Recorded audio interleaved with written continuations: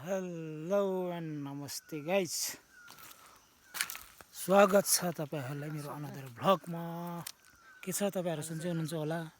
म पनि आरामै छु एकदमै है। आज काम नभएर यसो भ्लग बनाउन घुम्नलाई पनि पाएको छैन, नत्र म एकदमै लेटेस्ट भ्लग लिएर आउने थियो हैन। के गर्ने अब गाह्रो छ, तै पनि जसो तसो बनाएर आएको छु। गाउँमै भने पनि भ्लग त हैन। तपाईहरुले माया गरिदिनु पर्यो, सपोर्ट गरिदिनु पर्यो, लाइक सब्स्क्राइब हानिदिनु पर्यो भन्ने हामीलाई लागिरहेछ है गाइस। तला सारी होइन बुट्टी आएको छ यहाँ, बुट्टी मकै बारी हाम्रो। तर अलि पातलो भएछ यसपालि, राम्रोसँग आएको रहेनछ। के गर्ने,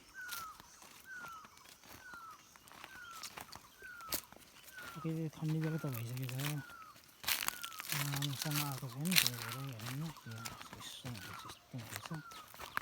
अन्त मकैबारी अब मकैबारी यस्तो हुँदैछ। चाहिँ मेरो काँक्रो हेर्नु त मैले लगाएको गाइस, यस्तो राम्रो आएको छ। के गर्ने, यहाँ पनि लगाएको छु मैले, यहाँ पनि लगाएको छु मैले। हेर्नु त मैले लगाएको काँक्रो हो गाइस, काँक्रो चाहिँ मैले लगाएको